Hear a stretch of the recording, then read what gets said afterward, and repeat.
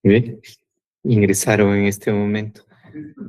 Buenas tardes, casi noches, y estamos muy interesados en compartir en esta etapa que es un poco complicada en términos festivos. Quizás muchos estén jugando 40 o en actividades así lúdicas, pero es necesario resignificar. Y si hemos hecho esto en esta etapa, incluso en este día 4, lo hemos hecho para concienciar, interpretar un poco el tema de Quito bajo otra perspectiva, puesto que creemos que estas festividades deben resignificarse, deben reorientarse, deben adquirir nuevamente contenido, considerando que Quito es una entidad milenaria, ¿no? Entonces vamos a tratar de hacer una interpretación primero del Quito quizás postdiluviano en el área del Ilaló, porque Quito es antidiluviano, o sea, tiene un mito vinculado al diluvio, de modo que existió un Quito anterior al diluvio, bien que Quito no está solamente vinculado al tema la ciudad de Quito, que es otro quizás equívoco que existe. Quito no es necesariamente la ciudad de Quito, sino que corresponde a las tierras del medio, a las tierras de la mitad. Y hay un Quito antidiluviano que podríamos llamar un Quito primigenio.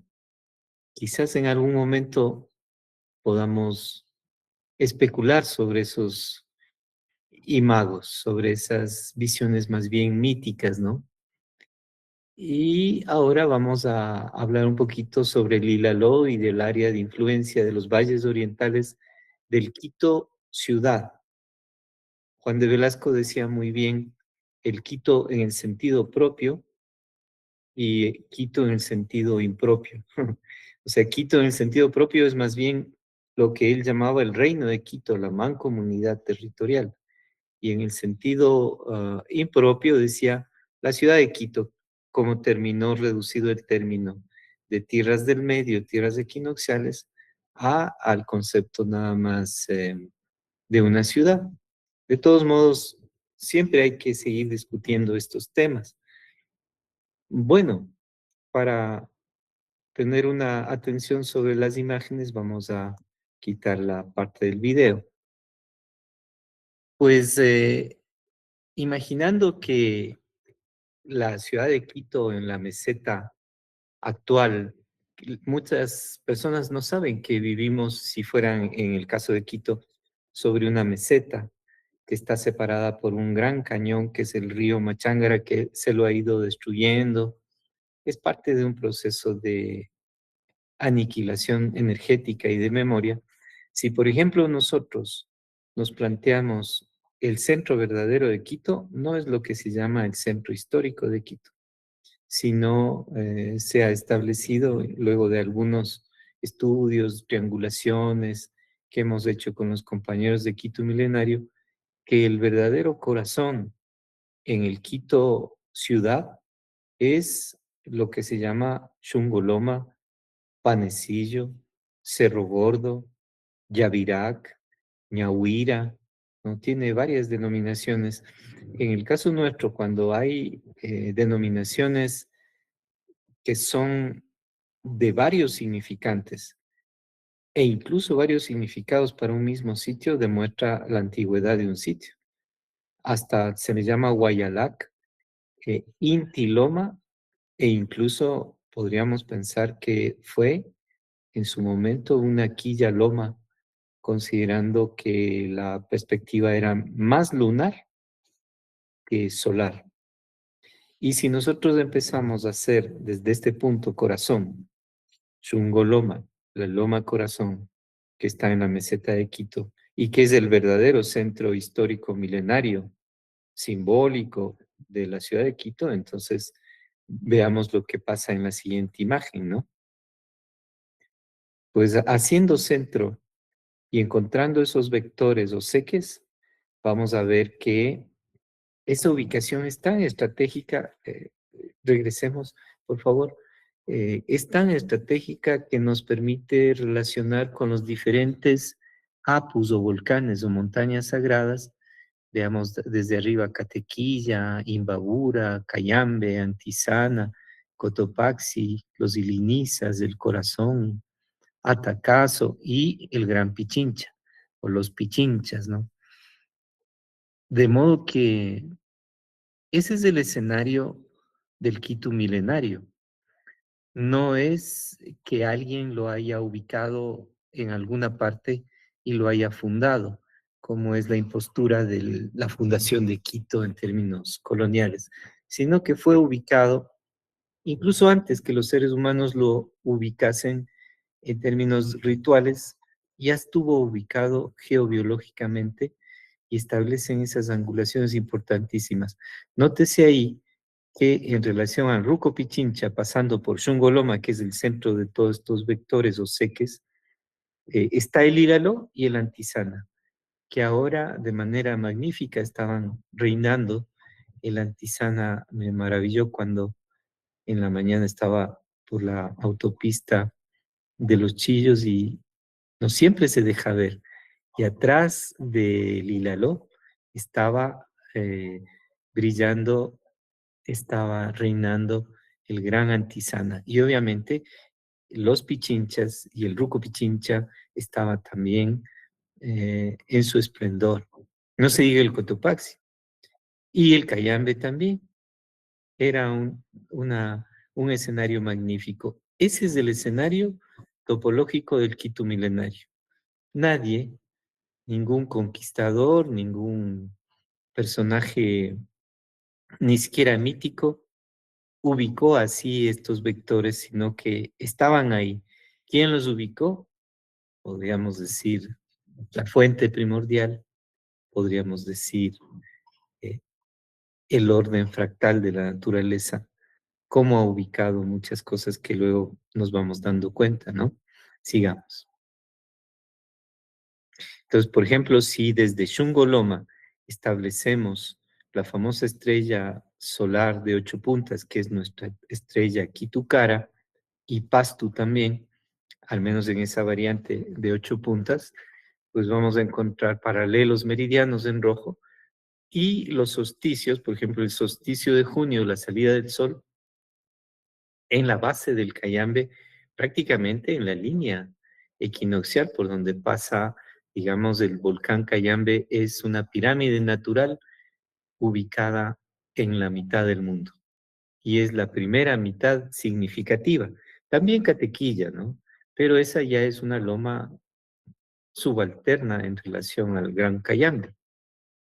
Y miremos en el solsticio de diciembre, considerando estas angulaciones en celeste, ahí está Papayacta y está obviamente eh, el Hílalo otra vez ubicado en ese eje que nosotros sabemos que el eje de arriba superior en el sentido que viene del Cayambe corresponde a la salida del sol en junio y el de abajo salida del sol en diciembre, que es lo que va a venir, los solsticios. Y en los cerros puntas se encuentran los equinoccios en los cuadrantes que están en esta cruz roja, que está en el centro, la cruz cardinal, y las otras son cruces diagonales, en este caso intersolsticiales. Entiendo que hay algunos elementos que pudieran parecer muy técnicos a veces, pero todo es cuestión de ir aprendiendo poco a poco. Sigamos. Si nosotros proyectamos esa estrella solar tal cual lo hizo nuestro compañero y colega y hermano, digamos, Ángel Ceballos, vamos a llegar incluso siguiendo el CQS del Cayambe, ¿no? Del solsticio de junio en su salida hasta Isla de la Plata. De modo que hay una geometría fractal en la naturaleza. Si nos vamos por el otro lado, iríamos a Cuximíes, que es el nombre original de Esmeraldas, ¿no? Eh, si tomamos el eje cardinal sur en rojo, llegaríamos a Cajamarca. Entonces, se entiende que hay una geometría fractal de la naturaleza, que es lo que llama Mandelbrot a esta relación topológica, matemática, geométrica, de una geometría sagrada que, ¿quién la hizo? Seguramente la fuente primordial. Y a partir de eso, sus hijos, ¿no? La fueron decodificando, calibrando, orientándose, asentándose. Queda desvirtuada totalmente la posibilidad de una fundación de una ciudad si no existe previamente ciertas condiciones como estas que acabamos de describir. Sigamos. Y miren este eje que va hacia el Gran Antisana. Este eje, ah, hay un ruidito por ahí. Pablo Andrade, por favor. Ya, aquí igualmente tomamos Shungoloma, pasando por el Ilaló y el Pichincha, ¿no? Y llegamos a la Antisana. Este eje es importantísimo en términos geobiológicos porque un compañero nuestro muy importante, José Buccelli, que trabaja en la biología quituense, que él le llama, dice que este seque es el que genera un cambio geográfico, biológico, cultural entre el Chocó andino y la parte ya de los Chillos, que sería una parte ya diferente, y atraviesa los valles orientales del Quito, ¿no? Y ahí está el Gran Hilaló. Entonces veamos la significación del Gran Hilaló, sigamos. Si nosotros en el Hilaló nos basamos que tiene prácticamente dos hitos que se consideran importantes, lo que le llaman la pirámide, pero en realidad es un obelisco, es un hito geodésico, no es ninguna pirámide, sino es un hito geográfico del Instituto Geográfico Militar, que está más hacia el lado de la Merced, más hacia el lado, digamos, oriental. Y hay otro que está más hacia el lado de San Rafael, más hacia Los Chillos. Este es el de la Cruz. Hay un tercer hito, que es más bien un pucará, que se los observa de manera prístina desde la autopista de Los Chillos, más o menos en el puente 5. Uno observa tres cúspides y la del centro corresponde justamente a la del equinoccio, ¿no? Y las otras a los solsticios, porque normalmente se trataba de ubicar, calibrando un poco la localización de templos. Ahí hay una iglesia en el Puente 5 católica sobre una tola. Entonces, igualmente, lo que se estaría siempre pensando es que una vez que estaban dadas las condiciones, los quitus de la antigüedad, llamemos así, eh, los que ya están ahí después del diluvio, se asentaron en este hito importantísimo y alrededor de él, del Hilaló. ¿Por qué? Sobre todo porque después del diluvio y con las continuas erupciones del Pichincha y el Pululagua, la meseta del Quito no era necesariamente habitable o era habitable solo en una cierta altitud y casi todo era un sistema lacustre, todo lo que hoy es Turubamba en el sur, o todo lo que es Iñaquito o Añaquito, o lo que es el Parque Bicentenario, incluso el Ejido, la Alameda, eran sistemas lacustres. Posterior a la deglaciación, o sea, el diluvio, hace 12.500 años. Y en este caso, el Hilaló habrá sido un sitio de resguardo lleno de agua y con otras condiciones, obviamente posterior a la erupción que se generó con puede ser una explosión o implosión por la manera como quedó el cráter del Hígalo, y que produjo también un desvante en su momento, pero es muy anterior. O sea, si el diluvio se generó más o menos hace 12.500 años, el Hilaló ya tuvo una erupción mucho tiempo antes y ya generó un hito, una montaña sagrada de referencia a todo su alrededor, en todos sus radios, ¿no? Veamos una siguiente imagen.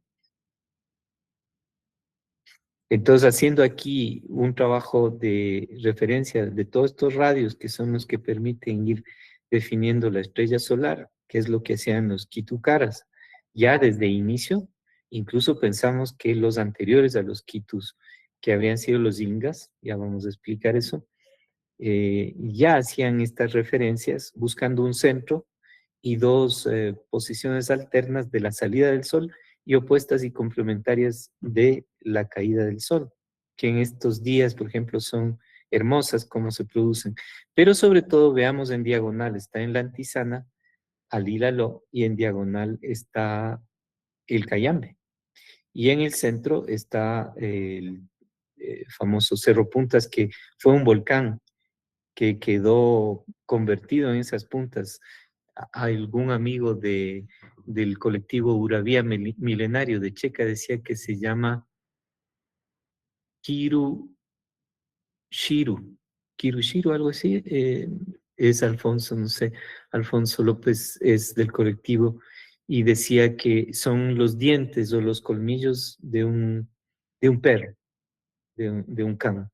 Y entonces quedó así como esas puntas, la zona de Muyumica, y esa es la del equinoccio, vinculado también no solo a Quito, sino también al Ilalo, que tiene una pequeña declinación con Shungoloma en el sentido de lo geográfico para mirar las salidas y puestas del sol.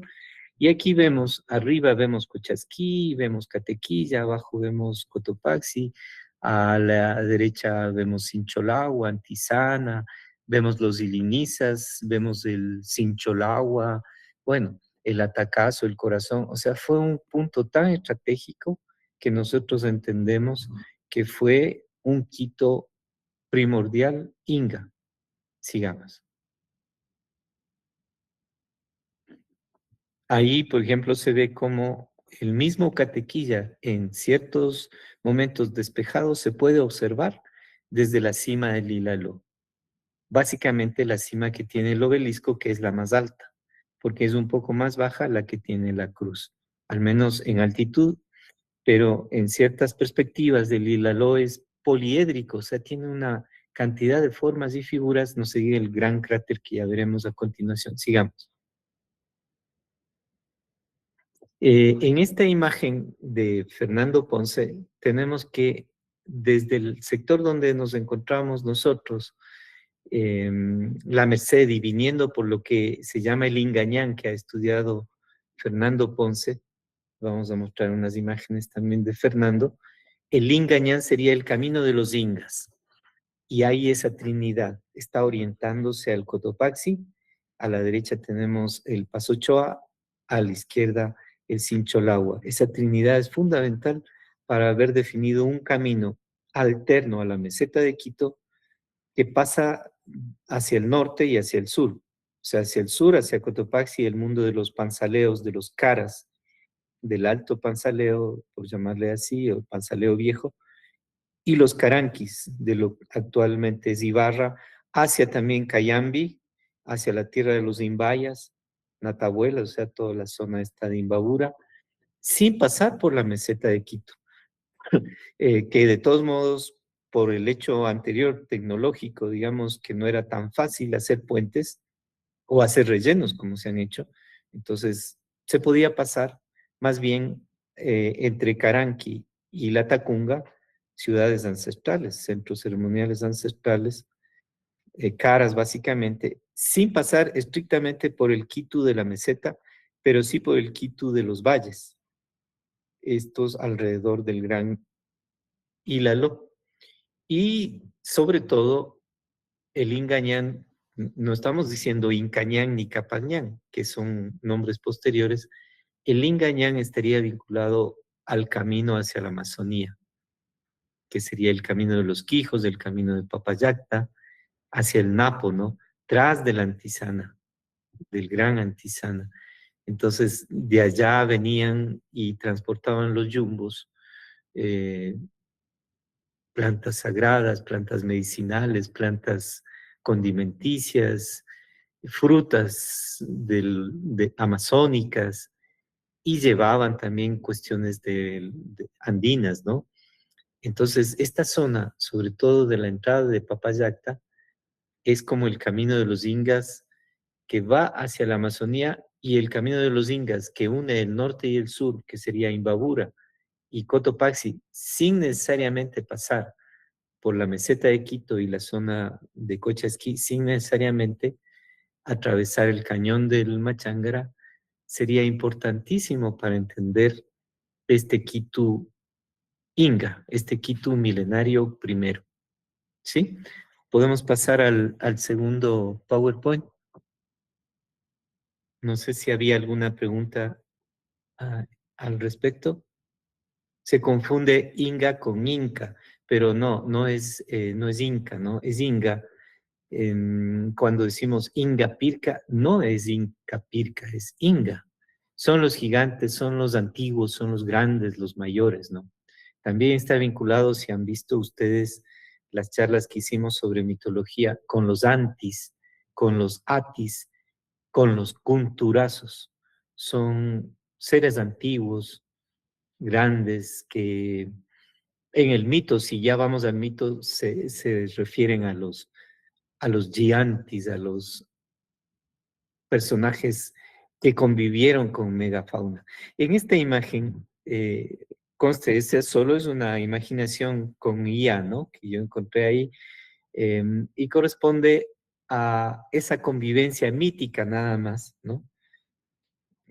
Hay dos sitios importantes que se hablan en América de esa convivencia y con figuras que se han tratado de denostar porque se han tratado de construir historias. Es la Iglesia Católica y el Vaticano quien ha construido con sus élites dóciles unas cronologías que son totalmente pues convencionales a sus intereses. Entonces nunca los seres humanos pudieron haber en un estado civilizatorio X convivido con megafauna como dinosaurios, pterodáctilos, etcétera, ¿no?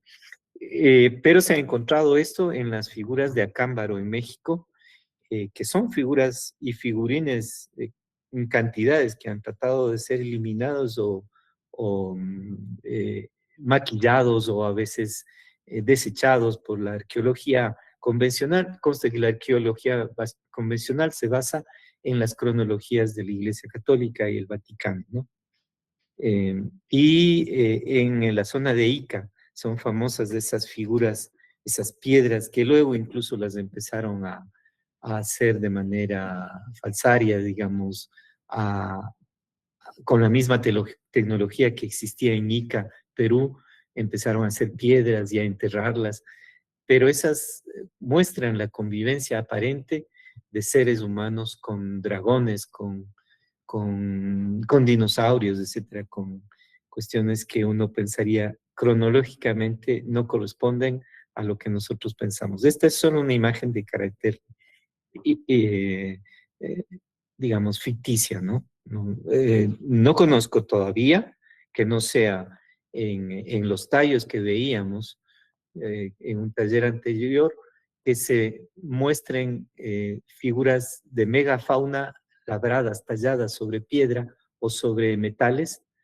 pero esas son los famosos mastodontes, son los armadillos gigantes, las llamas gigantes, etcétera, que sí existieron aquí y que están retratadas ahí. Pero esto que ya corresponde a los famosos reptiles, ¿no es cierto? ¿Cómo se llama?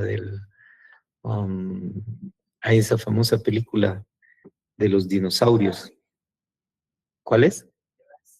Jurassic Park, sí. No, digamos, eso todavía no hemos visto aquí, pero no perdemos la esperanza. Sigamos. Entonces, cuando vemos las cronologías que de todos modos son relativamente convencionales, vemos que en el sector del Inga, si ustedes ven ese primer Ecuador y esa parte central, casi cercana a Quito, ¿no? A la línea ecuatorial, es el Inga, es el Ilaló, y es un sector que hoy se llama el Inga, pero de manera, digamos, solamente puntual. Las arqueologías nuestras son excesivamente subjetivas. Ponen nombres que son antojadizos, que Chorrera, que Machalilla, que no sé, que Valdivia. Son nombres antojadizos porque a veces se ha encontrado en tal un sitio alguna arqueología, y la más antigua que se ha encontrado, que es megalítica, aunque esto no lo estudian nuestros arqueólogos hasta ahora, pero sí, por ejemplo, es precerámica y está basada sobre todo en obsidianas. Entonces, ahí está y corresponde en esta cronología de Santiago Montaneda a los 10.000 años antes de la era común, es decir, 12.000 años, contando los 2.000 que llevamos posterior a esa era común. Y luego se van viendo en la visión arqueológica convencional, se soslaya el tema de lo megalítico, de lo eh, precerámico, le llaman, para entrar, digamos, de lleno a esas formaciones culturales que ya tienen cerámica, que luego les llaman formativas, de desarrollo regional e integración. Son esquemas, modelos, plantillas que nos trajeron del funcionalismo norteamericano, aplicaron a nuestro país sin considerar continuum cultural. O sea, no es que una cosa aparece y luego desaparece, sino que todo está en un continuum. Y entonces, por ejemplo, se dice Valdivia con Las Vegas tiene 8.000 años. Es posterior, obviamente, a los 10.000 años de Linga. Pero no se ve que eso tuvo su proyección con las otras culturas costeras hasta llegar a Jamacuaque, Tolita, no se diga a todo lo manteño, que estuvo en esplendor a la llegada de los castellanos. Entonces, esas ínsulas, esas formas parcelarias que van armando en sus mapas son relativamente subjetivas, ¿no? Sigamos. Sin embargo, miren, en estas dataciones que ha recuperado Fernando Ponce de Hilalo Verde, tenemos el Inga, ¿no? Seguramente con métodos de carbono 14 y basados en ciertos instrumentos, como por ejemplo las puntas de obsidiana, ¿no? 10.133 años. Cubilán, que es en la zona de la Suay, 10.500. Cueva Negra de Chaucí también está por esa zona, 8.615. Normalmente en las cuevas donde estaríamos hablando de cazadores, recolectores y que no hacían casas, sino que se refugiaban en las cuevas, en las galerías, y eso pues da un sentido medio cavernícola a nuestra arqueología. Las Vegas ya aparece con 10.000 años. Conste que si sumamos estas dataciones, eh, estamos viendo que somos milenarios, realmente, ¿no? En cuanto a culturas, porque cuando decimos Quito milenario no estamos diciendo un adjetivo bonito. Alguna persona neófita me decía, porque ponía que hay que celebrar las fiestas de fundación de Quito, que ya van por 490 y tantos y aspiran a llegar a 500. No pasará eso, así será. No pasará eso porque no podemos celebrar 500 años de un genocidio de manera festiva. Por eso hacemos estos talleres para que la gente vaya teniendo conciencia, aunque sea en pequeños grupos, pero que se siga iluminando esto. Entonces decía, ¿y dónde está el acta de fundación de Quito Milenario? O sea, habría que preguntar, ¿dónde está el acta de fundación de Roma o de Jerusalén o de la Meca? Son ciudades míticas, sagradas, ancestrales, como Quito o como Cusco también, ¿no? Aunque Cusco es relativamente reciente, no es que tenga un pasado milenario, ¿no? Pero obviamente 1.300, 1.200 es la época en que el Cusco de Pachacutic fue ya tomando su gran esplendor. No es lo mismo de Machu Picchu o Sacsayhuaman, que son milenarios, de hecho. Ya. El nombre precerámico es un nombre subjetivo, pero también es denostativo en la medida que dice, si no tenían cerámica, no eran culturas. O sea, tenían piedras, tenían puntas de flecha, se metían en las cuevas. Esa es la visión arqueologista convencional, ¿no? Sigamos. Entonces, claro, ahí está un personaje de los primeros libros que se fueron sacando ya en los años 60 del siglo pasado, tenemos este de Bonifaz, ¿no? los cazadores prehistóricos del Ilaló. Su propia constitución se la ve. Seguramente el Ilaló y todos estos valles, que de todos modos son un poco cálidos, habrán tenido incluso una temperatura y una vegetación exuberante y por tanto había esta megafauna que sí se ha verificado que existió, ¿no? Los mastodontes, por ejemplo. ¿Qué se servía de esto? Los megaterios, quizás. Entonces, tenían árboles grandes, consumían frutas, estaban junto a las quebradas para tener una gran cantidad de agua que bajaba de los caudales del Ilaló. Pero es una visión un tanto primeriza, pero importante, porque ya se da importancia al Ilaló en los años 60. Luego vienen otros investigadores, incluso extranjeros, ¿no? Esto es de Bonifaz. Hay unos trabajos posteriores, ¿no? De un arqueólogo funcionalista, convencional, que es Salazar, Ernesto Salazar, pero igual habla siempre de lo precerámico y con una cierta distancia para entenderla como una cultura. Sigamos. Eh, entonces, lastimosamente se habla del Inga en un sentido puntual. Y si ustedes conocen los valles y miran este patio trasero, entre comillas, del Cantón Quito o del Distrito Metropolitano de Quito en los valles orientales, ustedes van a ver en qué condiciones se encuentra el Inga abajo. El río Inga, que ahora le llaman la quebrada del Inga, la quebrada Cantarilla. O sea, esa es la visión que ha habido en Quito, lastimosamente, convertir los ríos en nada o en quebradas o en quebradillas o taparlas, ¿no? Entonces, ahí está el relleno sanitario último que tiene Quito, donde siguen llegando desechos y se siguen formando lixiviados con la complicidad, repito, con la complicidad de los pobladores y comuneros del Inga, a los cuales normalmente en estas mega obras se les asigna algo, algunas migajas para que acepten que sus sitios ancestrales y sagrados sean contaminados y contaminen a la cultura más antigua que sepamos hasta hoy, más allá de lo mítico, porque si nos vamos a los tallos o a la maná, como veíamos en las otras charlas, pues eso ya rebasa obviamente la época del diluvio. Pero aquí, si esto es lo más antiguo que tenemos y lo aceptan los arqueólogos funcionalistas empíricos, pues entonces, ¿en qué ha terminado al menos el Inga bajo? Nos queda el Inga alto, que es todo lo que va hacia la Antisana, ¿no? Papayacta y cae hacia la Amazonía. Y que ahí, pues seguramente está el secreto del Inga ancestral, ¿no? Cuando habían otros climas, cuando habían otros niveles del agua, sistemas lacustres diferentes, grandes ríos que hoy son algunas quebradas, y el Inga, perdón, el Ilaló incluso, es en algunas zonas un erial. Esta imagen del gran maestro Taita, Alfredo Costales, ¿no? Eh, la pone en el libro Ilaló, la montaña luminosa. ¿Qué significa Ilaló? Si nos remitimos a la puquina de llave, que es el idioma primordial andino, eh, porque habrían dos, según nuestro criterio, el Quechua, ¿no? Y el puquina.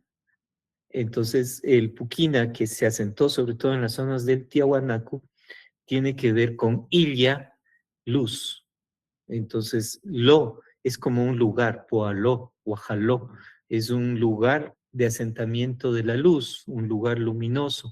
Pero también la luz está vinculado al rayo, el trueno y el relámpago, el culto que posteriormente se haría de Catequil o para los cusqueños de Illapu o Illapa, y en el caso de los católicos de San Francisco, adscrito también al tema del granizo, el rayo, el trueno, el relámpago y el granizo. Entonces, Illaló, lugar, montaña luminosa, dice Alfredo Costales Samaniego. Y en el caso de la izquierda, hay un pedazo de tótem que, como es lógico, ustedes saben, ya han visto en el tema de los tallos o de la maná, fueron hurtados en su momento de ciertos museos para desaparecer evidencias y también para traficar arqueología. Y esta cabeza que se encontró en Lumbisi era la cabeza de un tótem, seguramente un gran árbol. Se talló un personaje, que es este personaje del cual se encontró la cabeza petrificada, era madera, pero terminó petrificándose, se llevó a un museo y luego desapareció, pero consta en el libro, eh, felizmente. Sigamos. Y bueno, son famosas y sí existen en ciertos museos, por ejemplo, en la Politécnica de Quito, las huellas, las osamentas de mastodontes, cómo se los cazaba, pero sobre eso han querido discutir que no convivieron. Eso es bien interesante, el mastodonte de Alangasí, cuando viene un personaje de apellido Spillman, ¿no? Que ustedes conocen incluso por un colegio que hoy existe en Quito, este descubre una especie de merienda alrededor de un mastodonte. Eso implicaba que convivieron mastodontes, megafauna con hombres, que quién sabe si existía megafauna, seguramente las condiciones de la Tierra, del clima, de la gravedad, de la inclinación del eje de la Tierra, etcétera, hacían que los seres humanos también sean más grandes y que sean seguramente los que para sobrevivir tuvieran que cazar esta megafauna. Y entonces, ¿cómo lo hacían? Con estas flechas de obsidiana. Pero por un lado ponen las flechas de obsidiana y por otro lado los, todo lo que es paleontológico. ¿Por qué? Porque Spillman señaló que sí existió eso y que vio en el entierro de Alangasí huellas de carbón que demostraba que habían hecho un festín alrededor de ese mastodonte cazado, esos habitantes, pero luego dijeron, no, no, eso no es verdad.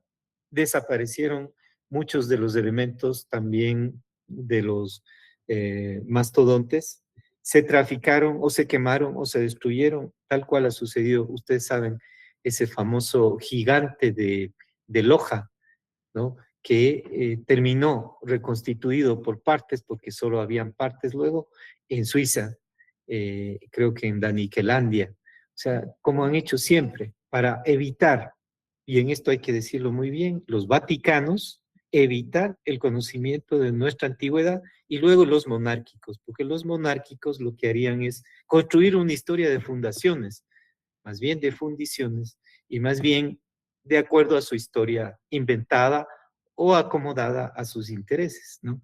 Entonces, el expolio ha sido constante, los incendios, ¿no? Terminan las piezas de los tallos en el Vaticano, terminan las piezas de la Maná con Klaus Dona en Austria, en un museo en Viena, y así, eso es constante. Pero bueno, aquí estamos viendo cómo hay un interés cada vez marcado de los niños jóvenes por conocer esos mundos, ¿no?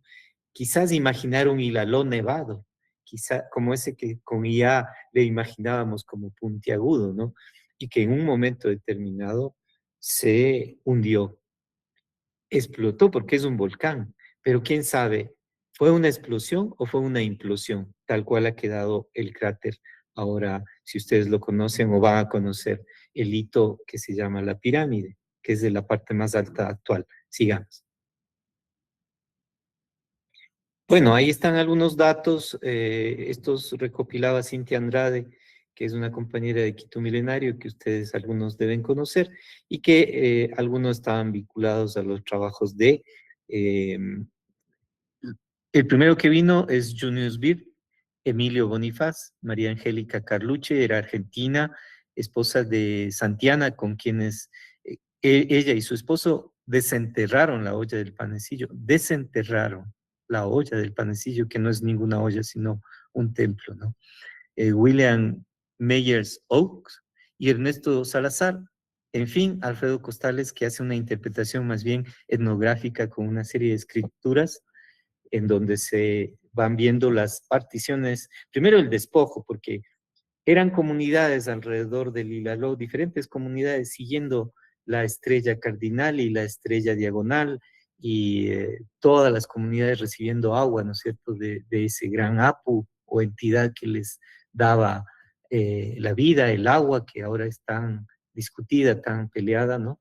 Y entonces Luego viene el despojo, viene el mandar a la gente a las tierras más altas o a veces a tierras inhóspitas, tomarse esas tierras y luego viene pues el hacer las escrituras que corresponden a la legalidad del conquistador, del colonizador, no solo en la época, digamos, de la colonia española, sino luego ya en la época criolla con los hacendados criollos, ¿no?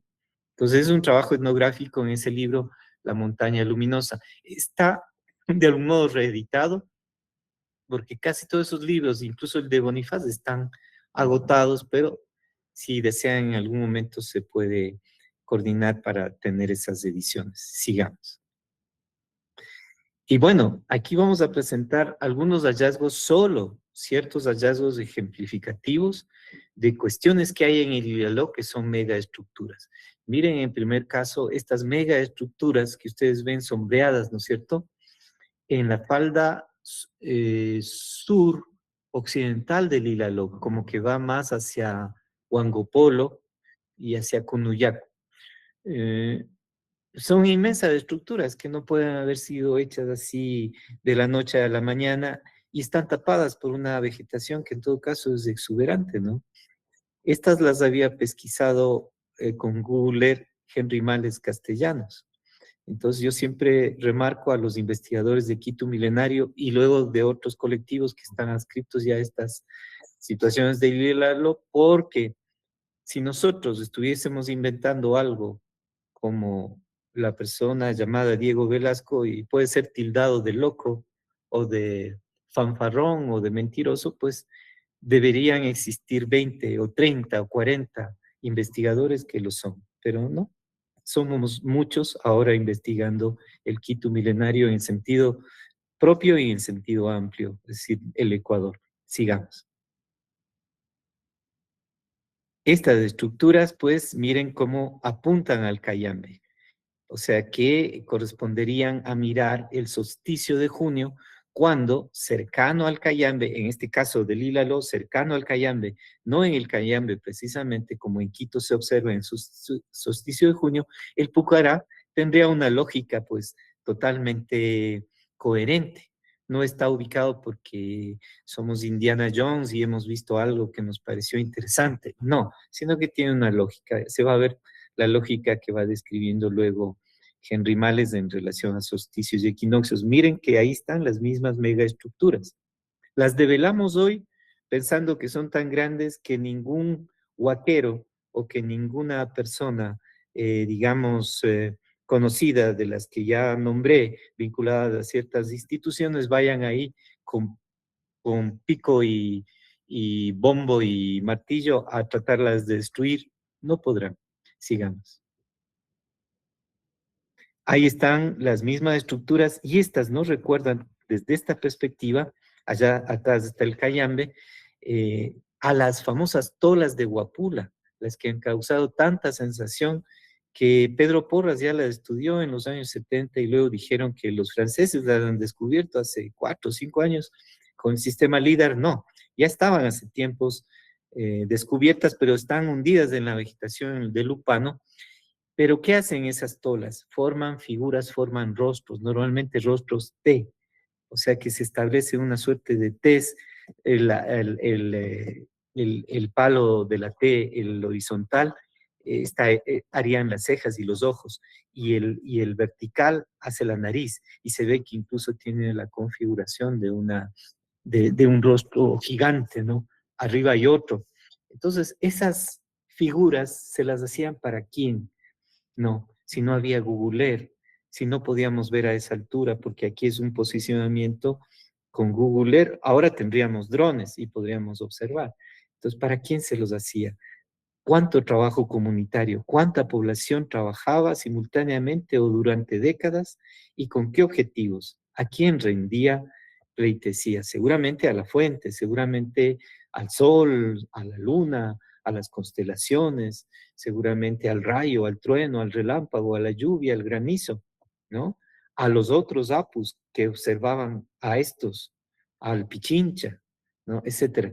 Eso hay que entender en esa cosmogonía, esas cosmovisiones anteriores. Sigamos.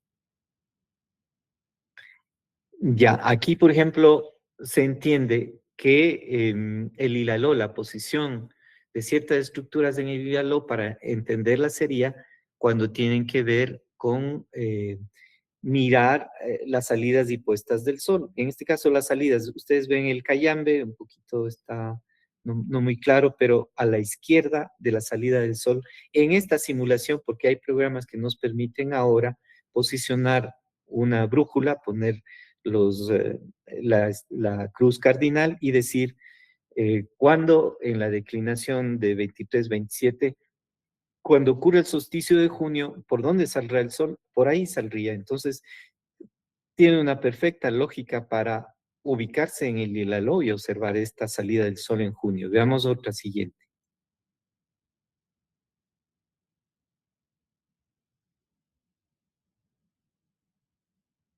No sé si saltó algo, pero quizás esa es la de junio. Bueno, quizás esté en la de equinoccio y la de solsticio de diciembre. Esas, por ejemplo, estructuras, en Cochasquí hay una, perdón, en Cotacachi una que se llama la paila tola. Se encontraban posibilidades de hacer montículos o de encontrar montículos y hacerles como una paila para que el observatorio fuera a través de espejos de agua o que tuviésemos la posibilidad de observar sobre todo la cenitalidad del sol, básicamente del sol. Hace 3 días tuve una visión que nunca he visto a la luna cenital sobre la coronilla, sobre mi coronilla. Nunca había visto, siempre lo he visto en el horizonte ir como haciendo su camino de serpiente, ¿no? Arriba, abajo, dando las vueltas alrededor de la Tierra. Pero vi hace 3 días la luna, primero luna llena y cenital. Entonces imagínense para qué servían estos púcaras, pero este es mega, no es como la paila tola de Cotacachi, que de todos modos es un montículo y que ahí hay una paila, por llamarle paila, pero esta es inmensa. Entonces, ¿quién los hizo? ¿Qué personajes también de gran estatura seguramente y de gran posibilidad de trabajo podían hacer esto? Entonces queda siempre esa, como estamos hablando del mito y de lo que se remonta en un pasado que incluso no es demostrable con la numeración y la cronología vaticana, pues veamos, ¿no? Sigamos. Esto lo descubrió Ángel Ceballos. Y no se diga este, ¿no? Que cuando lo veíamos decíamos, ¿esto qué parece? Parece un hipódromo. Es como inmenso, tiene como 100 metros de largo y además tiene dos medialunas, ¿no? Que ustedes ven ahí y que está cerca del balneario de la Merced. Incluso la entidad esta de patrimonio, el INPC, creo que el INPC, el IMP, no tanto porque a veces no está ni preocupado ni siquiera en la arqueología, pero el INPC tiene una ficha de este que se llama Pucará de Culquiloma. Pero bien, vean ese Pucará, es totalmente extraño. Veamos la siguiente imagen. Primero por la envergadura que tiene, o sea, las dimensiones que tiene gigantes. Sigamos con la otra imagen. Miren, es como un hipódromo. O sea, solo por hacer una comparación, que en esa loma pues hubiesen hecho un hipódromo, no. Pero que han hecho un pucará largo, longitudinal, que no es muy común, porque los pucarás, al menos que conocemos, son churos, son espirales, ¿no? Y que este sea con dos medias lunas, así como el templo de Ingapirca, por ejemplo, que es como largo, nunca de esta dimensión, pero largo y con dos puntas redondeadas, ¿no? Y además la que se llama de Culquiloma, Collaloma, que es la opuesta y complementaria al templo de Ingapirca, que es Inca, que la otra es Cañari y que tiene también esas medias lunas. Es como observar el camino de la luna alrededor de la Tierra y tomar esas formas redondeadas en las puntas. Entonces, una mega estructura. Ahí la tienen botada, esa ficha llenada mal, eso hay que decir, mal llenada, con displicencia, con total dejadez. con ignorancia, porque si no se puede entender esto, tampoco hay que dejarlo así. Sí, es un pucará extraño, singular, porque nadie ha visto de estos. Los pucarás son como churos, podrían describir mejor. La ficha está por ahí, ustedes pueden entrar a ver pucará de Culquiloma en zona de la Merced, en el Ilaló, y miren lo que contiene, nada. Esa es nuestra técnica arqueológica patrimonial. Sigamos. Todos estos trabajos más bien ha hecho Ángel Ceballos, lo hemos estado sondeando. Son solo ejemplos, ¿no? Miren, es como un gran hipódromo, por darle una idea nada más, con dos puntas redondeadas y una cápsula central, pero con esas dimensiones, 100 metros, ¿no? 20 metros de radio, eh, tiene en la punta redondeada que estamos viendo. Y vestigios que decía de graderíos o que serían terrazas de estabilización, porque sabemos que al hacer en la loma puede haber un problema de sedimentación o un problema de va a poder eso colapsar. Entonces tenían que haber graderíos o patas o terrazas para poder sustentar esto. Pero ¿quién lo estudia? Nadie. Se sigue destruyendo, ¿no? Son megaestructuras. ¿Quién las hizo? Los marcianos. No es eso. La hicieron los incas ancestrales. La hicieron quizás los quitus. No podían haberlo hecho los incas. Los caras no podían haberlo hecho los incas. Los caras eran constructores de pucaras, de hecho. De ahí viene su nombre, Puertas de los Caras. Sigamos.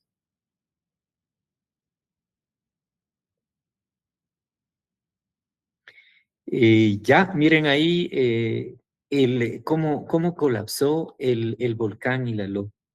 Cómo colapsó y con esta visión que no es una visión, digamos, sino de Google Earth, estableciendo como si fuera un dron las perspectivas. Entonces, atrás está el sol saliendo por el Cerro Puntas, ¿no?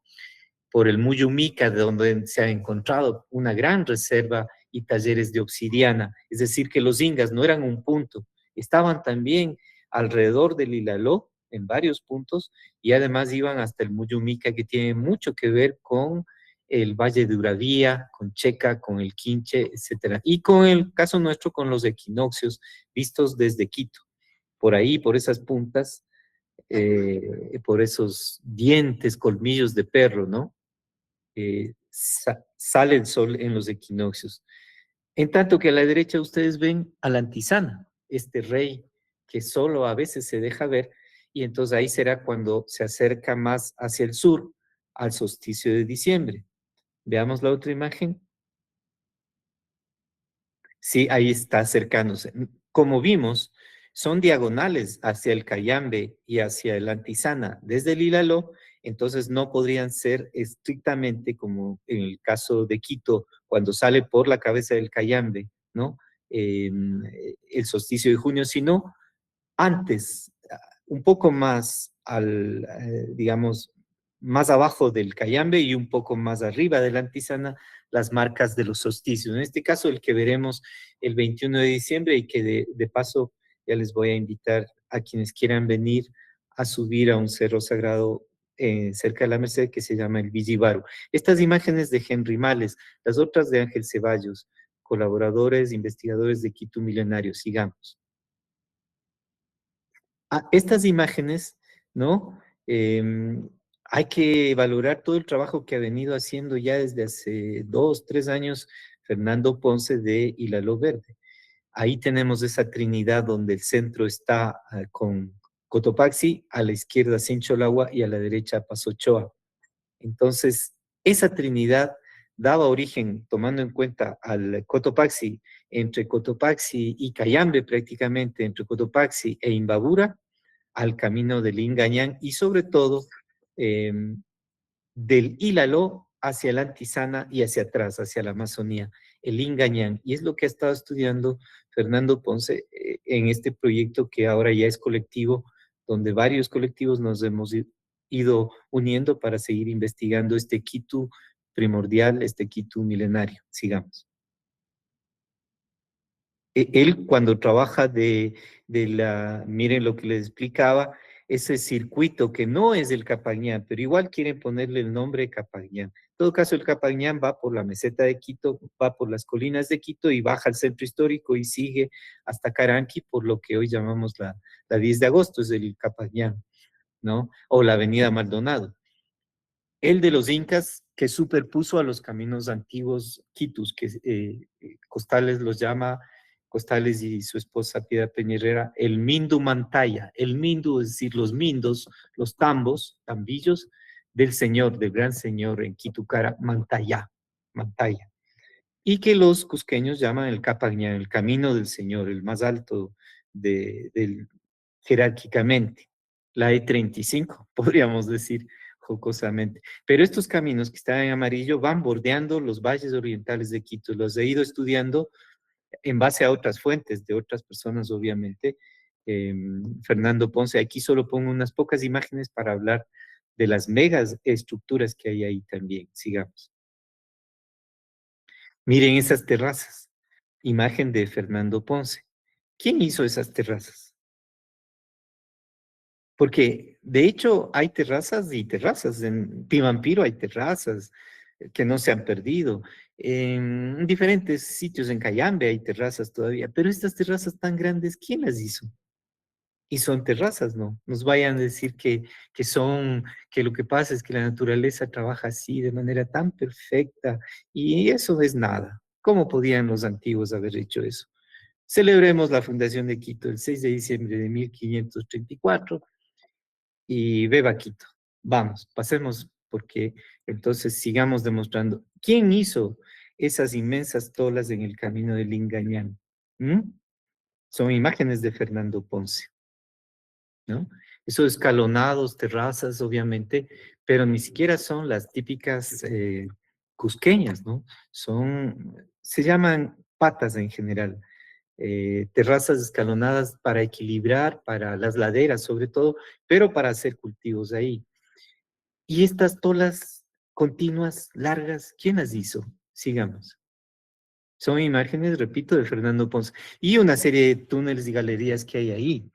Ahí hemos entrado. Lo que pasa es que el Ingañán está siendo objeto de especulación para hacer la vía Tumbaco-La Merced y urbanizar.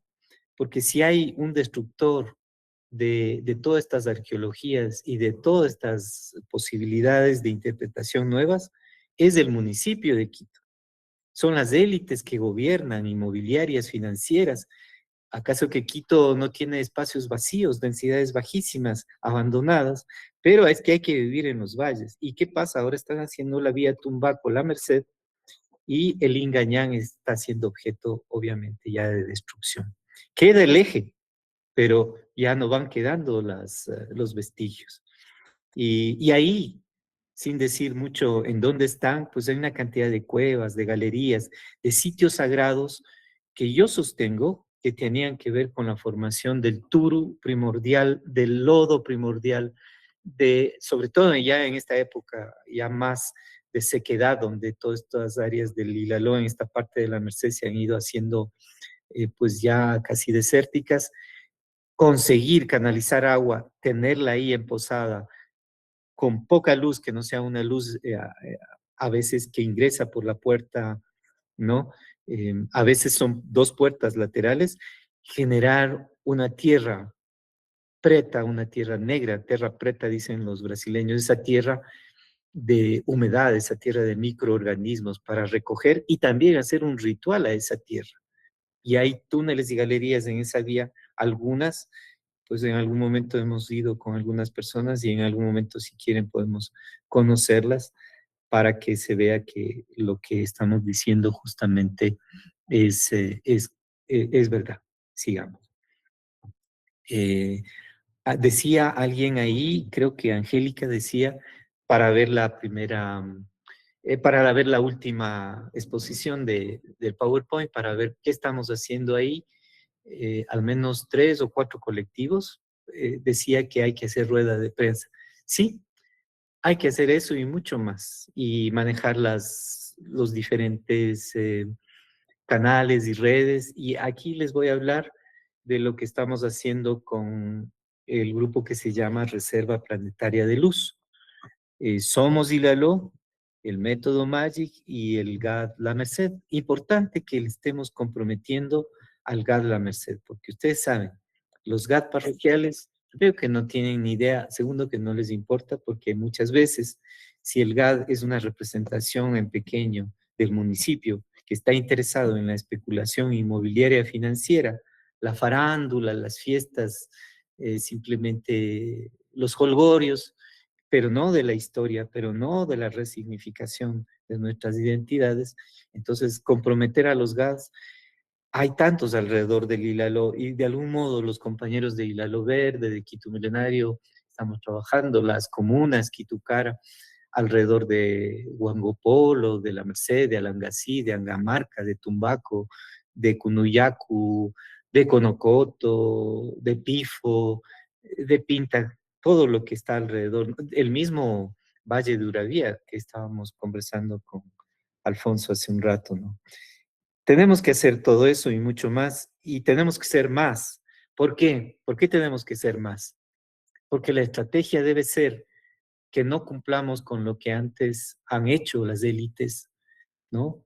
Que si hay un loco que por ahí dice cualquier cosa, fácil, eliminamos al loco o lo estigmatizamos para que vea que es un charlatán. Ah, es un charlatán. Pero si hay 20, 30, 40 charlatanes, 50, entonces eso no podrán eliminar. Y en ese sentido viene este último PowerPoint para que ustedes se animen a integrarse a estas caminatas y a estos procesos que esperamos pues ustedes se sientan muy motivados. Sigamos. Hace unos, ¿qué serán? Ya 13 años, tuve una invitación. No me dijeron quiénes eran, solo me dijeron, somos una fuerza, queremos invitarte al Villibaru en la Merced. Yo quizás alguna vez ahí he estado en la Merced. Ahora vivo en la Merced. Y digamos, el Villibaru en absoluto, no sabía ni qué era. Entonces subimos e hicimos un pequeño ritual. Bueno, yo no tanto, hicieron los que me invitaron y de algún modo, eh, ¿cómo diríamos? Sin mucha modestia, me declararon guardián del Villibar. Yo no entendía absolutamente nada, pero bueno, sigamos con el Villibar. Es una loma que hoy está mejor, ¿no?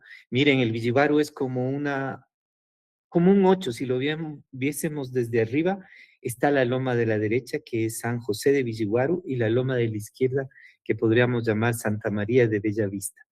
Y en el centro un remanso, que podemos llamar el punto de transición y un lugar inga sagrado. ¿Por qué es un lugar inga sagrado? Vamos a explicar un poquito. Sigamos. En la loma femenina, Santa María o Santana de Bellavista también, se ha hecho una iglesia y se ha puesto una cruz. Era un sitio sagrado donde hacían catequillados. Hasta el 22 seguramente, hasta hace 3 años existía esa piscinita que era un catequillado. Incluso los perros sabían meterse ahí a pegarse, a refrescarse un poco. Ahora ya está prácticamente destruido, pero la fosa está. Una fosa de catequillado era una fosa ritual.